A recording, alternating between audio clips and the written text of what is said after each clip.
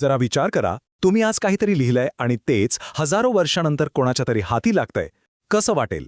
आज आपण अशाच एका अविश्वसनीय टाइम ट्रॅव्हल करणाऱ्या संदेशाचा शोध घेणार आहोत.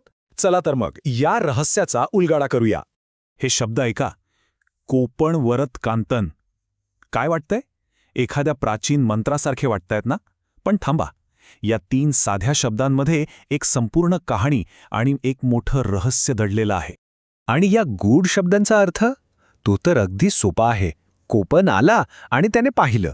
बस एवढंच. किती साधं पण पॉवरफुल वाक्य आहे, नाही का? जणू कोणीतरी आपल्याला हजारो वर्षांपलीकडून सांगतंय, अरे मी इथे होतो. कोपन नावाच्या एका व्यक्तीने हजारो वर्षांपूर्वी आपली हीच ओळख जगासमोर ठेवली. ओके, पण मग प्रश्न येतो की हा 2000 वर्षे जुना तमिळ संदेश सापडला कुठे असेल? भारतात की श्रीलंकेत? नाही, अजिबात नाही. याचं उत्तर तुम्हाला नक्कीच आश्चर्यचकित करेल. हा संदेश सापडलाय चक्क इजिप्तमध्ये. हो, तुम्ही बरोबर ऐकलं. एक तमिळ संदेश आणि तोही इजिप्तमध्ये. या अनपेक्षित शोधाने 2 महान संस्कृतींच्या प्राचीन संबंधांवर एकदम नवीन प्रकाश टाकला आहे. आणि तेही कुठे? तर व्हॅली ऑफ द किंग्जमध्ये. म्हणजे विचार करा, ज्या ठिकाणी मोठमोठ्या फॅरोनच्या भव्य कबरी आहेत, तिथे एका सामान्य तमिळ व्यापाऱ्याचा संदेश. ही कल्पनाच किती इन्क्रेडिबल आहे. आणि ऐका, हा काही एकटा शिलालेख नाहीये.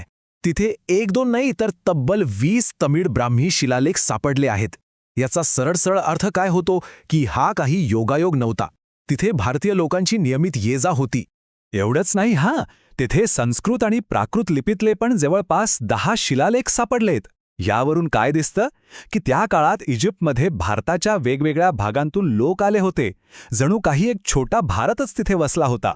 आणि या शिलालेखांमध्ये अजून एक नाव वारंवार समोर येतं. ते म्हणजे सिके कोरन. म्हणजे कोपणप्रमाणेच या व्यक्तीनेही आपली ओळख इतिहासाच्या पानांवर कोरून ठेवली आहे. जणू ते आपल्याला सांगतायत, आम्ही इथे आलो होतो, आम्हाला विसरू नका.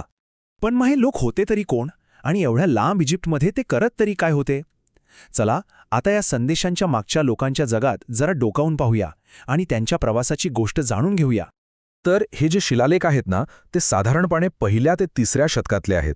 म्हणजे हा तो काळ होता जेव्हा भारत आणि रोम यांच्यातला व्यापार एकदम जोरात होता आणि जग खरंच जवळ येत होतं. आपण म्हणू शकतो की हे शिलालेख त्या ग्लोबलायझेशनच्या पहिल्या युगाचे साक्षीदार आहेत. जरा त्या प्रवासाची कल्पना करून बघा. दक्षिण भारतातल्या मुजिरीज बंदरातून निघायचं, हिंदी महासागराच्या रौद्र लाटांवर स्वार व्हायचं आणि थेट इजिप्तच्या किनाऱ्यावर पोचायचं. आणि तिथून पुढे त्यांचं जग भूमध्य समुद्रापर्यंत पसरलेलं होतं. केवढा मोठा आणि धाडसी प्रवास होता तो. पण थांबा, कुणाला वाटेल की अरे, भिंतीवर कोरलेल्या या काही शब्दांचं एवढं काय महत्त्व? पण नाही, हे फक्त शब्द नाहीयेत. हे इतिहासाच्या एका मोठ्या कोड्याची किल्ली आहेत. हे बघा, आत्तापर्यंत आपल्याला काय पुरावे मिळाले होते? फक्त वस्तूंच्या व्यापाराचे. म्हणजे इकडे मातीची भांडी सापडली, तिकडे नाणी मिळाली. पण या शिलालेखांमुळे पहिल्यांदाच आपल्याला तिथे प्रत्यक्ष माणसं होती, त्यांची नावं होती, त्यांच्या भावना होत्या, याचा एक जिवंत पुरावा मिळाला आहे. हीच तर ती ह्युमन कनेक्शन आहे. तर मग या सगळ्या शोधातून आपण काय शिकलो? 4 महत्त्वाच्या गोष्टी. 1.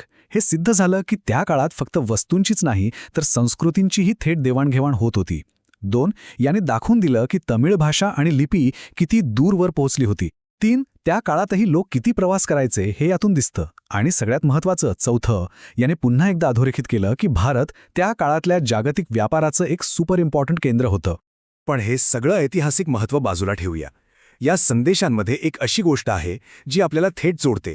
ती म्हणजे एक कालातीत मानवी भावना. मी इथे आलो होतो, आय वॉज हिअर.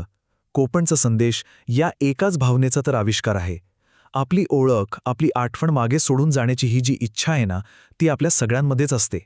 आणि ही इच्छा युनिव्हर्सल आहे.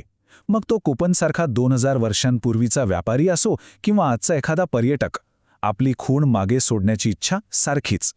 खरं तर कोपनने जे दगडावर कोरून केलं तेच तर आज आपण सोशल मीडियावर चेक इन करून करतो. माध्यम बदललं, पण भावना ती मात्र तशीच आहे. तर कोपनचा संदेश तर सापडला, पण आता जाता जाता एक विचार मनात येतो. आपल्या इतिहासाच्या पानांमध्ये असे आणखी कितीतरी न ऐकलेले आवाज, न वाचलेले संदेश दडलेले असतील, जे फक्त आपण त्यांना शोधून काढण्याची वाट पाहत आहेत.